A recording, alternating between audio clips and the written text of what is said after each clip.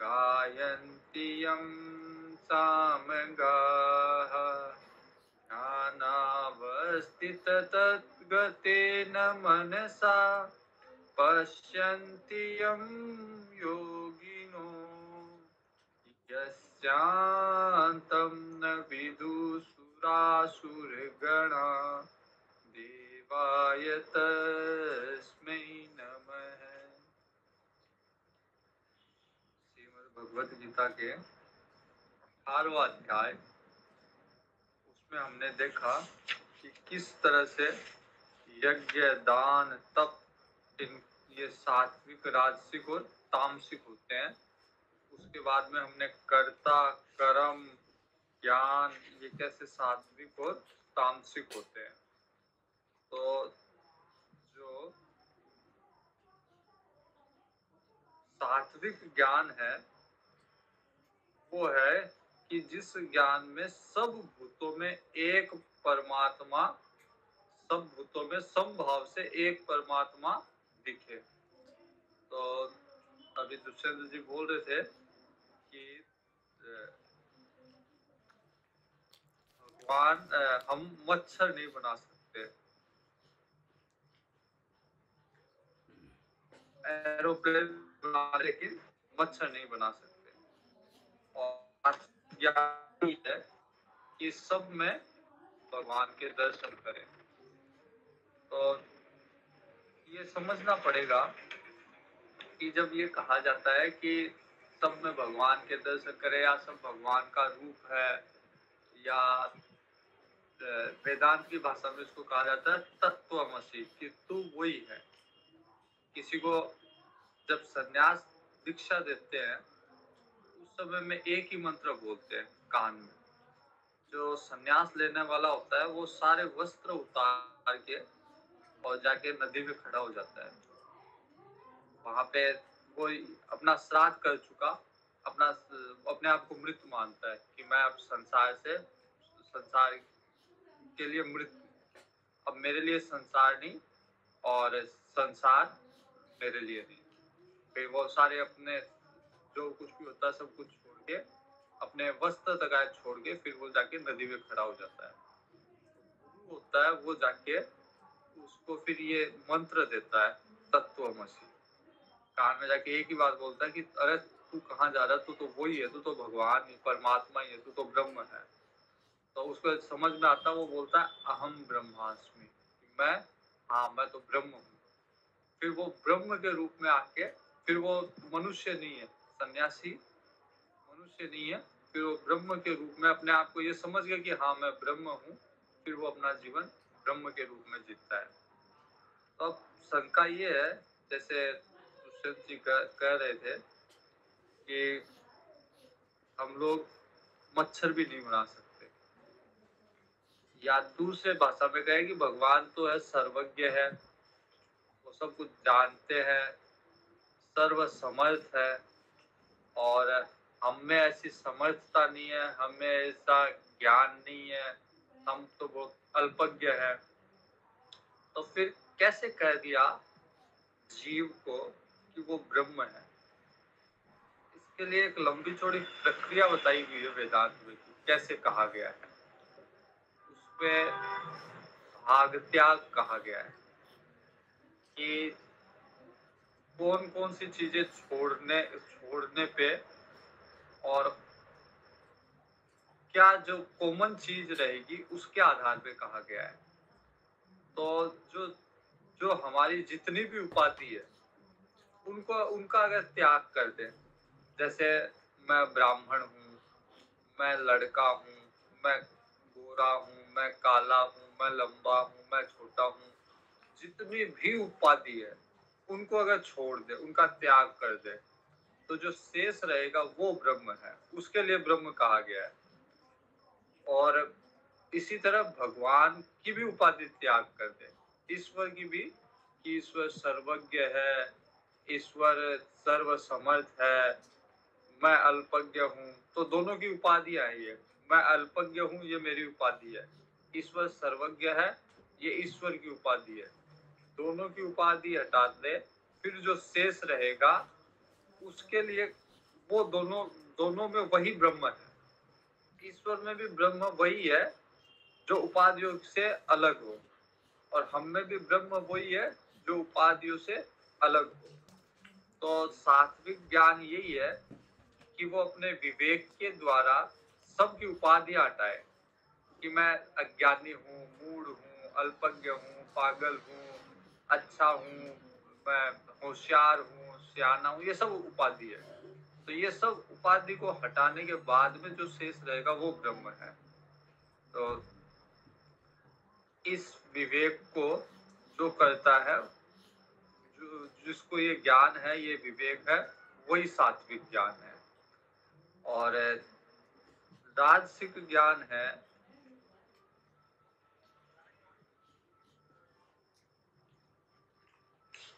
कि सब में अलग अलग भगवान, सब में अलग अलग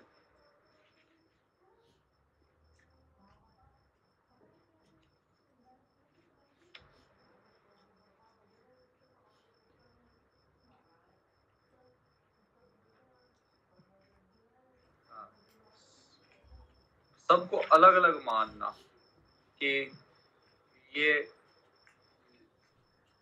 ये हाथी है, ये घोड़ा है, ये गाय है, मनुष्य में भी ये राजा है, ये मेरा पड़ोसी है, ये मैं हूँ। सबको अलग अलग भावों से देख, ये राजसिक है। और तामसिक ज्ञान है केवल अपने शरीर को देखना, केवल अपने शरीर को महत्व देखना देना, वो तामसिक ज्ञान है। तो जैसे एक भागवत में कथा है, उसमें पौंड्रिक नाम का राजा था। उसने केवल ये घोषित कर दिया कि मैं ही वासुदेव हूँ, मैं ही भगवान हूँ। अब सिद्धांत के हिसाब से देखा जाए तो ये कहना कि अहम ब्रह्मास्मि कोई मतलब गलत चीज नहीं है। लेकिन जब उसने कहा कि मैं ब्रह्म हूँ, मैं वासुदेव हूँ, तो वो गलत था। तो वो क्यों गलत था? क्योंकि वो तामसिक ज्ञान था। क्योंकि जो तो मैं ब्रह्म हूँ, अहम ब्रह्मास्मि, मैं ब्रह्म हूँ, तो उसको ये मानना पड़ेगा कि सब ब्रह्म है, केवल मैं ब्रह्म नहीं हूँ। मेरे सामने जितने भी जीव है, भले ही वो मनुष्य हो, भले ही वो मेरा दुश्मन हो, भले ही वो हाथी हो, घोड़ा हो, चींटी हो, मच्छर हो, सब के सब ब्रह्म है। तो उसने क्या किया, जो पौंड्रिक राजा था, उसने केवल अपने को उसने ये माना कि केवल मैं ही ब्रह्म हूँ, मैं ही भगवान हूँ, बाकी मेरे अलावा कोई ब्रह्म नहीं है। तो केवल एक शरीर को मानना कि इसी शरीर में ब्रह्म है, ये तो हो गया तामसिक ज्ञान। और सब सब अलग अलग है, सब में जीव है, अलग अलग जीव है, ये हो गया राजसिक ज्ञान। और ये मानना कि नहीं, सब में एक ही ब्रह्म है, वो सब में बैठा हुआ है, एक ही भगवान है जो सब में है, ये हो गया सात्विक ज्ञान। तो सात्विक, राजसिक और तामसिक ज्ञान देखा हमने, कर्म, कर्ता और ज्ञान देखा। उसके बाद में बुद्धि और वृत्ति, ये भी सात्विक, राजसिक और तामसिक देखी। और अब अंत में है कि सुख भी सात्विक, राजसिक और तामसिक होते हैं। सुख भी तीन तरह के होते हैं, सात्विक, राजसिक और तामसिक। तो जो तामसिक सुख भोग रहा है, वो सात्विक सुख में डायरेक्ट नहीं जा सकता, पहले उसको तामसिक से राजसिक बनना होगा, राजसिक सुख से फिर सात्विक सुख में आना होगा। एक बार कुछ लोग स्वामी विवेकानंद जी के पास गए और उन्होंने कहा कि हम ध्यान करना चाहते हैं, मेडिटेशन करना चाहते हैं। तो स्वामी जी ने उनको कहा जाके फुटबॉल खेलो। तो स्वामी जी के आश्रम में जो भी लोग थे मिशन में, उन्होंने कहा स्वामी जी वो तो ध्यान करने के लिए आए थे, आपने उनको फुटबॉल के लिए भेज दिया। स्वामी जी ने कहा हाँ मेरे को पता है उनको कहाँ भेजना चाहिए था, डायरेक्ट बोले उनका ध्यान नहीं लगेगा। क्योंकि सात्विक सुख डायरेक्ट नहीं मिलेगा। वो लोग कितने बोले तामसिक है, कहाँ से वो लोग आए हैं, तो अभी पहले उनको राजसिक बनाना पड़ेगा, पहले उनको खिलाना पड़ेगा, खिला के उनको राजसिक बनाना पड़ेगा, तब फिर, क्योंकि वो निद्रा आलस्य से जगे हुए अभी, तब फिर उनको जब, इसीलिए सेवा का महत्व है कि सेवा से व्यक्ति ध्यान के पहले या पूजा के पहले अगर सेवा करे तो वो अच्छा राजसिक बन जाएगा, उसका निद्रा आलस्य ये दूर हो जाएगा और उसके बाद में फिर वो ध्यान के लिए तैयार हो जाएगा। तो वो तैयारी के लिए ही सेवा का महत्व है। तो जो ध्यान से पूजा से जो सुख मिलता है वो सुख है सात्विक सुख, और सेवा से या इंद्रियों के सहयोग से जो सुख है वो है राजसिक सुख। और निद्रा आलस्य में भी कईयों को सुख मिलता है, कईयों को जैसे मदिरा पान करने से भी सुख मिलता है। अब सुख तो है ही उसमें, लेकिन वो जो सुख है वो वास्तविक सुख नहीं है, क्योंकि जैसे ही मदिरा पान उतरा तो वो जो सुख था उसका, तो वो समझ रहा था सुख है, सुख नहीं था लेकिन वो समझ रहा था सुख है, तो वो सुख भी नहीं रहा।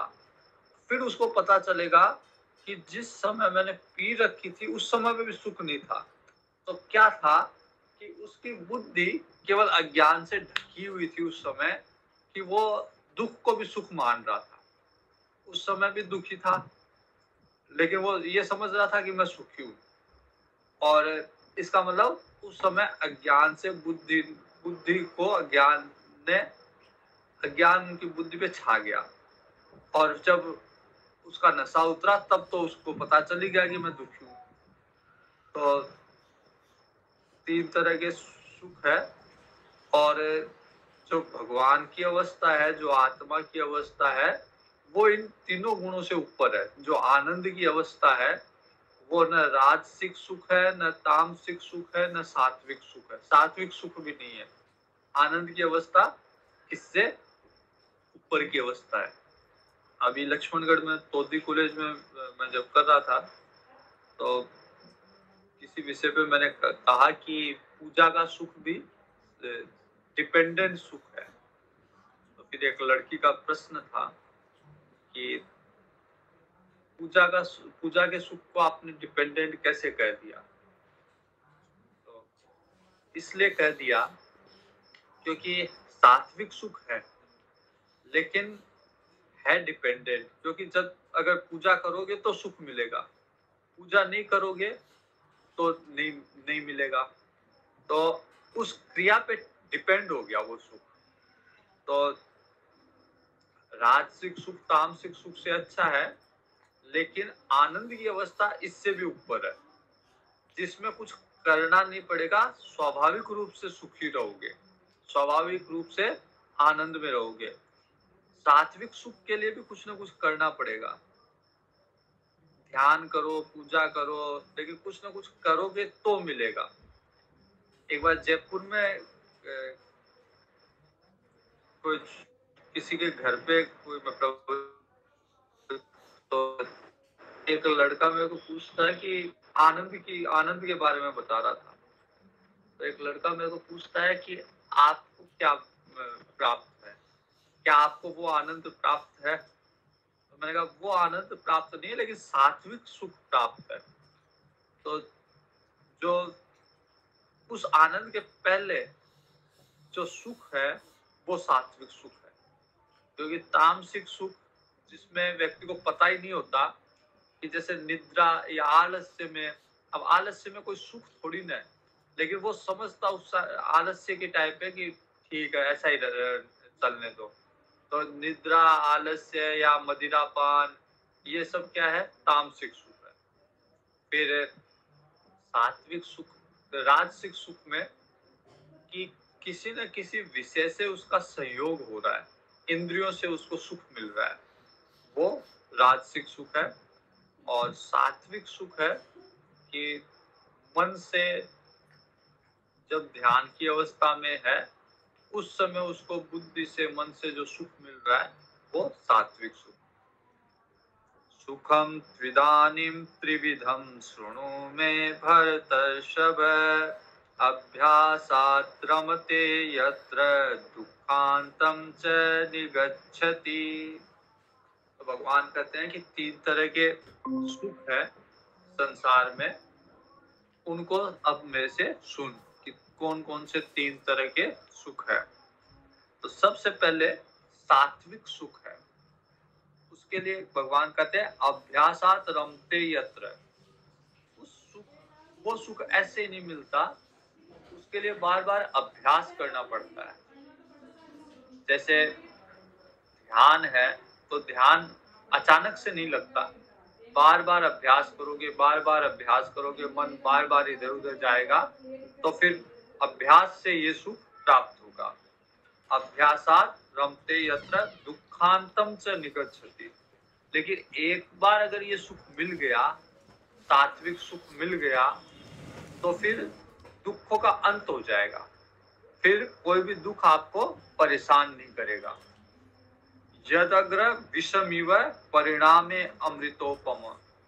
शुरू में तो लगेगा कि जहर की तरह है, मतलब कड़वा लगेगा शुरू में, लेकिन एक बार उसका अभ्यास हो गया तो फिर परिणाम में वो अमृत की तरह है। जैसे परीक्षा के समय में बच्चे को स्वाभाविक रुचि खेल में होती है, बच्चे की पढ़ने में रुचि नहीं होती। तो परीक्षा के समय में अगर वो मन को बस में करके अभ्यास के द्वारा पढ़ाई में मन लगाए, तो शुरू में तो बड़ा कठिन लगेगा, शुरू में तो बड़ा उसको जोर आएगा, लेकिन परिणाम जब आएंगे तो वो खुश होगा। जैसे गीता जी पढ़ते हैं तो गीता जी को पढ़ने में लोग, कईयों को लगता है कि नीरस विषय है, अधिकतर को लगता है कि बड़ा नीरस विषय है, इससे कुछ होना जाना नहीं है। तो लेकिन बार बार अभ्यास से जब समझेंगे गीता जी को, विवेक जागृत होगा, तो परिणाम में अमृत की तरह है। तो शुरू में विष की तरह होता है ये सुख, लेकिन क्योंकि सारे दुखों का अंत हो जाता है तो फिर परिणाम में अमृत की तरह है। यदग्रे विषमिव परिणामे अमृतोपमा, तत्सुखम सात्विकम प्रोक्तम बुद्धि प्रसादजम। अब इस सुख को सात्विक कहा गया है। ये सुख क्या है कि इंद्रियों से नहीं मिलता। राजसिक सुख की परिभाषा देखेंगे अगले श्लोक में, तो उसमें बताया गया कि इंद्रियों का विषय से सहयोग हुआ तो सुख मिला। लेकिन यहाँ पे कहा गया है प्रोक्तम बुद्धि प्रसादजम, बुद्धि का प्रसाद है ये, विवेक जागृत होने पे ये सुख मिलेगा, सात्विक सुख। क्योंकि जब तक विवेक जागृत नहीं होगा, कोई ध्यान या पूजा ये सब चीजें करेगा ही नहीं, क्योंकि इसमें स्वाभाविक सुख नहीं मिल रहा, अभ्यास के द्वारा ये सुख प्राप्त हो रहा है। और जब विवेक जागृत हो जाएगा, संसार से वैराग्य हो जाएगा, तो अगर कोई विषय उपस्थित नहीं है फिर भी स्वाभाविक रूप से व्यक्ति खुश रहेगा, तो उसके दुखों का अंत हो गया। अब उसके मन में किसी भी चीज के लिए दुख नहीं है, संताप नहीं है। कोई चीज प्राप्त है तो भी वो खुश है, और प्राप्त नहीं भी है उसकी अनुपस्थिति में भी खुश है। जैसे कई बार मैं ये उदाहरण देता हूँ बच्चों को कि कई बार स्कूल में क्या होता है, अधिक सबके साथ होता है, अधिकतर के साथ होता है कि स्कूल में 1 या 2 बेस्ट फ्रेंड बन जाते हैं।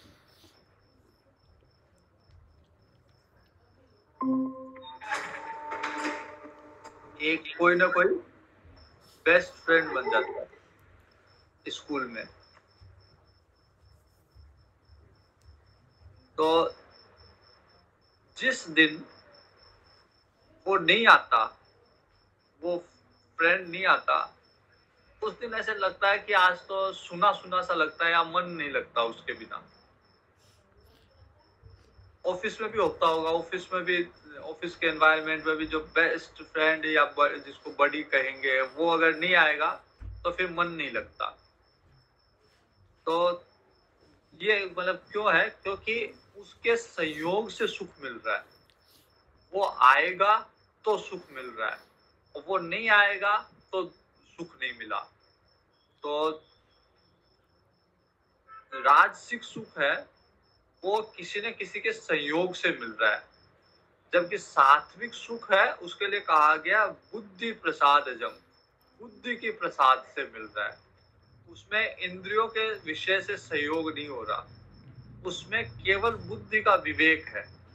बुद्धि के विवेक से किसी की उपस्थिति में, किसी की अनुपस्थिति में, किसी विषय की उपलब्धता में, किसी विषय की अनुपलब्धता में भी वो खुश रहेगा, क्योंकि उसने उस अपनी बुद्धि से ये समझ लिया कि इन विषयों में सुख नहीं। उसने समझ लिया कि संसार जो है, संसार के विषयों में सुख नहीं है। सुख जो है वो मेरे अंदर है, मेरी आत्मा में है। इनर हैप्पीनेस जिसको कहेंगे, कि सुख जो है वो अंदर है। अगर अंदर से सुख मिलेगा, बुद्धि से सुख मिलेगा, तो ही सुख है। तो जो सात्विक सुख है वो बुद्धि का प्रसाद है, वो आत्मा इंद्रियों का और विषयों का संयोग नहीं है। अब राजसिक सुख क्या है? विषये विषये इंद्रिय संयोगात् यत्तत् अग्रे मृतोपमम् परिणामे विषमिव तत्सुखम राजसं स्मृतम्। राजसिक सुख होता है वो इंद्रिय और विषयों के संयोग से होता है। तो संयोग के काल में या प्रारंभिक अवस्था में अमृत की तरह होता है। कोई चीज कितनी प्रिय हो, उसका अंत अवश्य है। जैसे अच्छा अगर गाना चल रहा है तो कर्णेंद्रिय को अच्छा लगा, कान को अच्छा लगा, तो कान ने अच्छा गाना सुना, कान को अच्छा लगा, तो हुआ क्या कि कान का और गाने का, उस आवाज का संयोग हुआ, तब वो हमें अच्छा लगा। तो इंद्रिय और विषय का संयोग हमेशा के लिए नहीं रह सकता। किसी भी इंद्रिय का और किसी भी विषय के साथ सदैव संयोग नहीं हो सकता, उसका वियोग होगा ही होगा, वो वहां से हटेगा ही हटेगा। और जैसे ही हटा, जैसे ही वियोग हुआ, तो फिर वो सुख जो मिल रहा था वो गायब हो गया। वो अब सुख नहीं मिलेगा उसको, क्योंकि वो सुख उस संयोग से था। जैसे मैंने बताया कि स्कूल में या वर्क प्लेस पे बेस्ट फ्रेंड आएगा तो सुख मिलेगा, और नहीं आएगा, अब वो सदैव तो आपके साथ रहेगा नहीं, वो नहीं आएगा तो वो सुख नहीं मिलेगा। तो ये संयोगजन्य सुख है, जो परिणाम शुरू में अच्छा लगता है, लेकिन इसका परिणाम जो होता है, क्योंकि परिणाम अंत में यही होना है कि उसका वियोग होना है, वो हमेशा रह नहीं सकता। किसी न किसी कारण से उसका जब वियोग होगा तो उससे दुख होगा। तो शुरू में, प्रारंभ में अमृत की तरह होगा और परिणाम में विष की तरह होगा। राजसिक सुख। और तीसरा सुख है तामसिक सुख। यद अग्रे चानुबंधे च सुखम मोहनमात्मनः। तो राजसिक सुख शुरू में भी और परिणाम में भी, अंत में भी मोह के द्वारा जनित है, मतलब बुद्धि को ढक दिया, सही ज्ञान नहीं है। जैसे किसी ने अगर मदिरा पान कर रखा है तो उसका विवेक जागृत नहीं है, वो विवेक ढका हुआ है, बुद्धि उसकी काम नहीं कर रही, ढकी हुई है। तो अब वो जिसको सुख मान भी रहा है तो वो सुख नहीं है, क्योंकि उसकी बुद्धि काम ही नहीं कर रही, इसलिए वो दुख को भी सुख मान बैठा। तो निद्रा, आलस्य, प्रमाद, ये सब तामसिक सुख है। तत्तामसम मुदाहृतम। अब भगवान कहते हैं कि तीन तरह के जो गुण है प्रकृति के, राजसिक, तामसिक और सात्विक, पूरी प्रकृति इन्हीं से मिलके बनी हुई है। संसार में लोग फंसे हुए इन्हीं तीन गुणों में फंसे हुए हैं। कोई तामसिक गुणों में फंसा हुआ है, निद्रा, आलस्य, प्रमाद में, मदिरापान में, ये तामसिक गुणों में। कोई राजसिक गुणों में फंसा हुआ है कि उसको इंद्रियों का और विषयों का संयोग होता तो उसको खुशी होती है, उसको राज्य की प्राप्ति में खुशी, धन की प्राप्ति में खुशी, उसको कोई पद की प्राप्ति में खुशी हो रही है, तो ये इंद्रियों के संयोग से जो हो रहा है। या फिर कोई सात्विक सुख में फंसा हुआ है कि उसको ध्यान करने से खुशी मिल रही है, उसको पूजा करने से खुशी मिल रही है, उसको लोगों की सेवा करने से खुशी मिल रही है, तो ये भी इंद्रियों से, ये जो सुख है वो बुद्धि के द्वारा उसको प्राप्त हो रहा, बुद्धि का प्रसाद है। कोई इसमें भी फंसा हुआ है। कल परसों मैंने वो देख रहा था, प्रेमानंद जी का एक क्लिप आती है, वो देख रहा था। तो वो कहते हैं कि संसार की माया को अगर 50 ग्राम माने तो शास्त्र की माया उससे लाख गुना ज्यादा है। शास्त्र की माया जो है वो 5000 ग्राम है। तो सात्विक सुख में भी, मतलब शास्त्र का अध्ययन करना सात्विक सुख है, लेकिन इसमें भी लोग फंस जाते हैं। अंत में इससे भी निकलना पड़ता है, तब गुणातीत अवस्था में पहुंचता है, तब आनंद की अवस्था में पहुंचता है।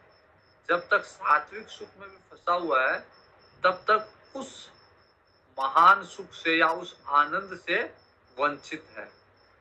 तो भगवान कहते हैं कि न तदस्ति पृथ्व्याम वा दिवि देवेषु वा पुनः, इस लोक में, इस पृथ्वी लोक में भी ऐसा कोई नहीं है, और आसमान में, स्वर्ग में भी, देवताओं में भी ऐसा कोई नहीं है जो इन गुणों में फंसा हुआ नहीं हो।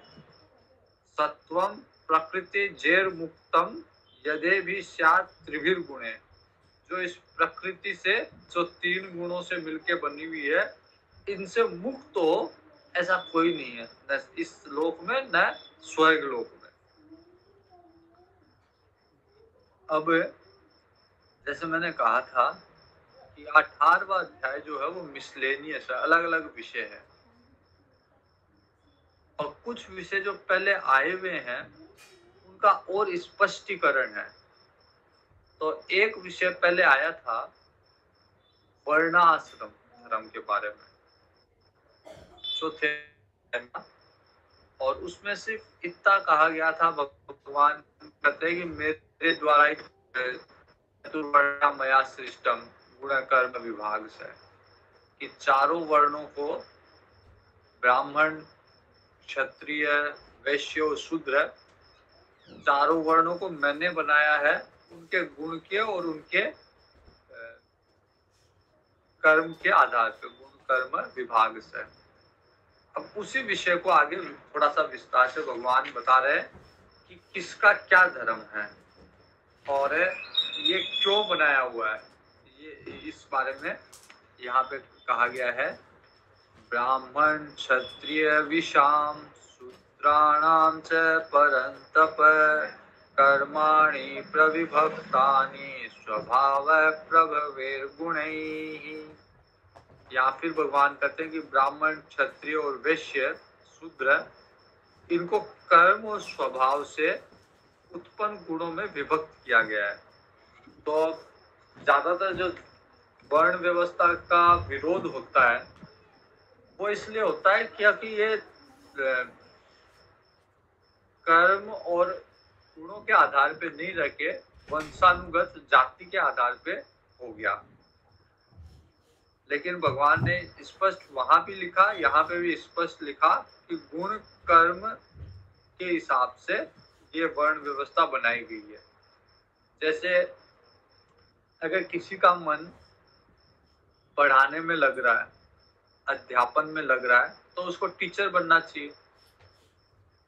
किसी का टेक्निकल माइंड है, उसका स्वभाव, उसकी रुचि, उसका स्वभाव, उसके गुण, अगर टेक्निकल माइंड है तो उसको टेक्नीशियन बनना चाहिए।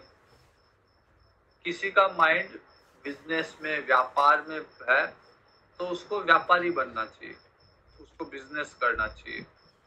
तो जैसा उसका गुण है, जैसा उसका स्वभाव है, उसको वैसा ही व्यवसाय चुनना चाहिए, वैसे ही व्यवस्था में उसको जाना चाहिए। तो ब्राह्मण, क्षत्रिय, विषाम, शूद्राणाम से परंतप कर्माणि प्रविभक्तानि, इनके कर्मों को मैंने बांटा है स्वभाव और उनसे उत्पन्न होने वाले गुणों के आधार पे। कि जैसे सात्विक व्यक्ति है वो ब्राह्मण हो गया, तामसिक व्यक्ति है वो शूद्र हो गया, और जिसमें सत्व है लेकिन रजस ज्यादा है वो क्षत्रिय हो गया, और जिसमें रजस है थोड़ा बहुत उसमें तमस भी है तो वो वैश्य हो गया। तो इन गुणों के आधार पे शूद्र, वैश्य, क्षत्रिय, ब्राह्मण, ये वर्ण व्यवस्था बनाई हुई है। तो जैसे किसी में आगे श्लोक में है, समो दमस्तप शोचम शांतिर आजवमेव च ज्ञान विज्ञान आस्तिक्य ब्रह्म कर्म स्वभावजम। कि स्वभाव से अगर किसी में सम दम, अपने इंद्रियों पे निग्रह करना, इंद्रियों का दमन करना, ये उसके स्वभाव में है, पवित्रता उसके स्वभाव में है, उसके स्वभाव में कष्टों को सहन करना, बाहर भीतर से शुद्धता, दूसरों के अपराध को क्षमा करना, सीधापन, सरलता, वेद शास्त्रों का अध्ययन करना,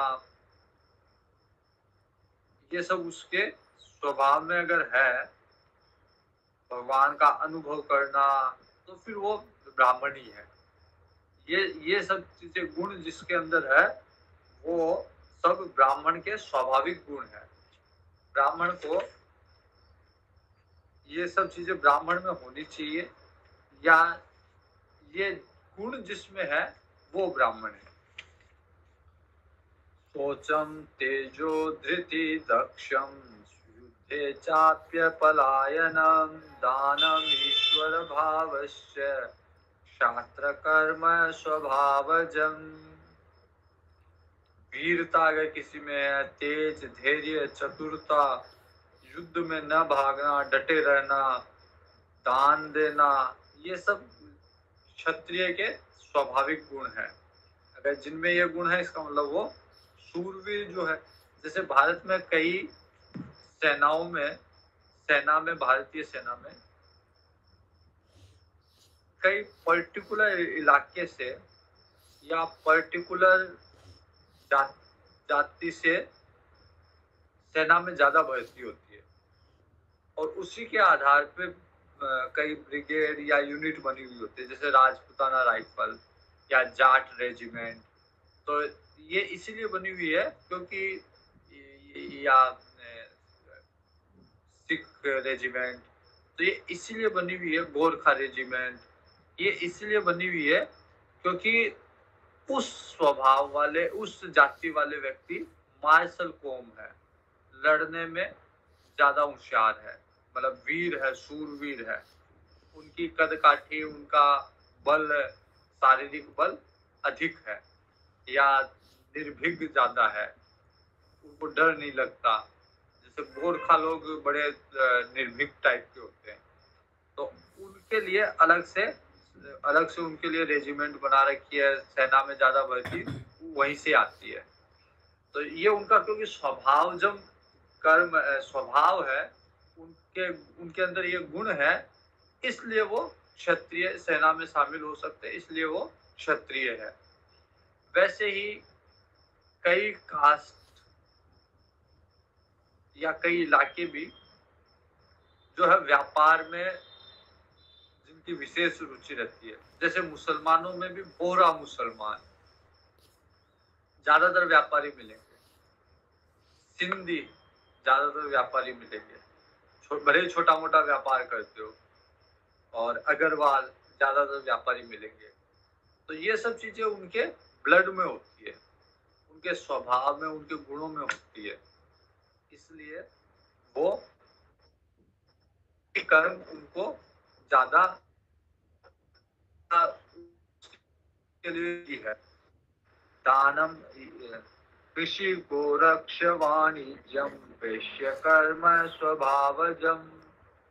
वैश्य का स्वाभाविक कर्म कृषि, गोरक्ष और वाणिज्य। तो उस समय में जो मुख्य उत्पाद था, बहुत ज्यादा फैक्ट्रियां वगैरह नहीं, लेकिन मुख्य उत्पाद था वो कृषि से ही आता था। अन्न वगैरह यही मुख्य उत्पाद था। और गोरक्षा, जो गाय था, मुख्य धन जो था वो गोधन ही था लोगों के पास।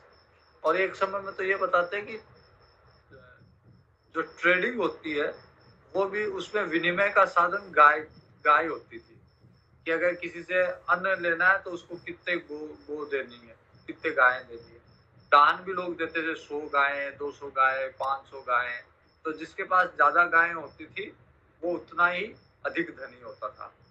तो कृषि, गोरक्षा और वाणिज्य, ये वैश्यों का वाणिज्य मतलब विनिमय करना, एक वस्तु देके दूसरी लेना, व्यापार करना, ये सब वैश्यों का स्वाभाविक गुण है। और परिचर्यात्मकम कर्म शूद्रस्यापि स्वभावज, सेवा करना ये शूद्रों का स्वाभाविक गुण है। आज क्या हो रहा है कि अपना अपना कर्म नहीं करके और दूसरों के कर्म में लोग इंटरफेयर ज्यादा करते हैं। जैसे शूद्र का स्वाभाविक गुण है सेवा, लेकिन आज सबसे ज्यादा सर्विस सेक्टर में लोग आना चाहते हैं। इकोनॉमी में जो मेजर पोर्शन है इनकम का वो सर्विस सेक्टर से है।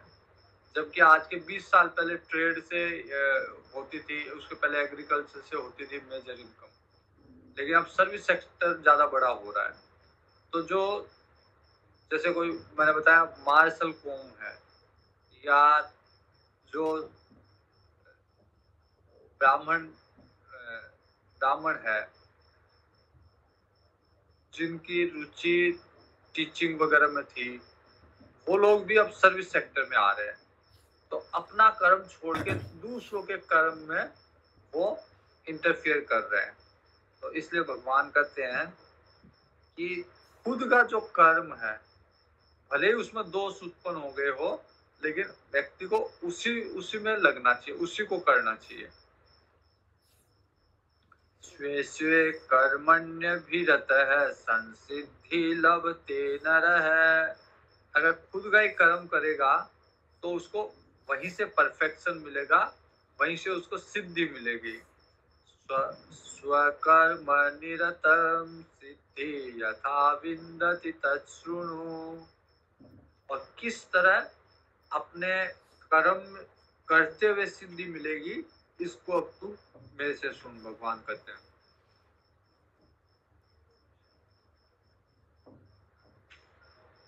तो क्या था कि, और अभी भी है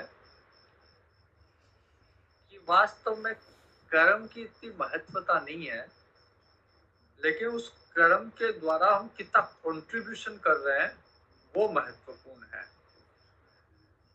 तो पूरे जो कर्म, पूरी जो एक्टिविटी हो रही है वो कुछ नहीं माना गया, बल्कि उस विराट पुरुष की सेवा है।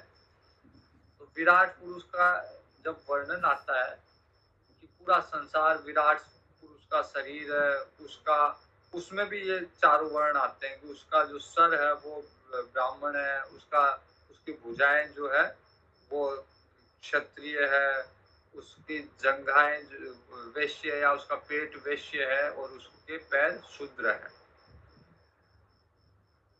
तो जब कोई भी कर्म कर रहा है तो वो अपने लिए नहीं कर रहा, बल्कि उस विराट पुरुष की सेवा के लिए कर रहा है। या साधारण भाषा में कहे तो वो सोसाइटी एज ए होल सर्व कर रहा है, वो समाज की सेवा कर रहा है।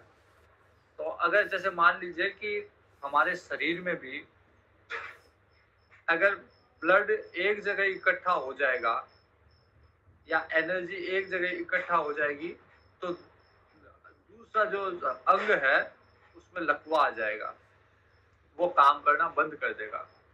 तो इसलिए जरूरी है कि पूरे शरीर में सर्कुलेशन हो, एनर्जी का हो या ब्लड का हो, वो बराबर रहे, समान रहे।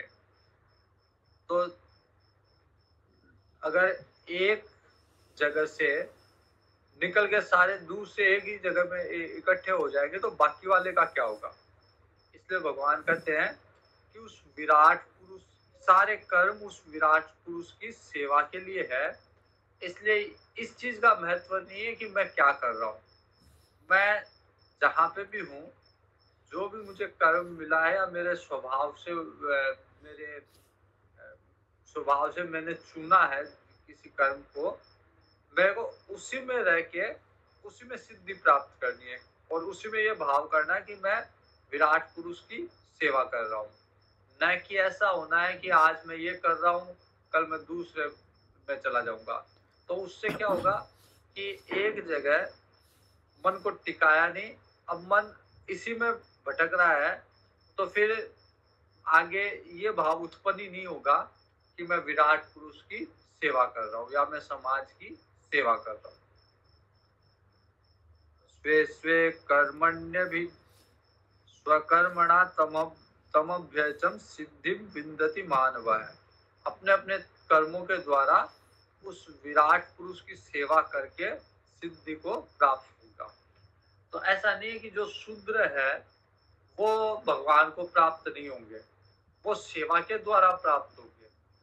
वैश्य है वो गोरक्षा वाणिज्य के द्वारा प्राप्त होंगे, और क्षत्रिय है वो धर्म युद्ध लड़के, और ब्राह्मण जो है वो वेद शास्त्र का अध्ययन पठन भगवान को प्राप्त होंगे। तो सब भगवान को प्राप्त हो सकते हैं, भगवान को प्राप्त कर सकते हैं अपने अपने कर्मों से। उनको दूसरा के कर्म करने की आवश्यकता नहीं है। श्रेयान स्वधर्मो विगुण है, पर धर्मात् स्वनुतिष्ठितात् स्वभाव नियतम कर्म पूर्वन आपनोति किल्बिषम। इसको कल देखते हैं, आज यहीं तक रखते हैं। 46 श्लोक नंबर 46 तक क्या है। ओम पूर्णमद पूर्णमिदं पूर्णात् पूर्णमुदच्यते पूर्णस्य पूर्णमादाय पूर्णमेवावशिष्यते। शांति शांति शांति। हरि ओम।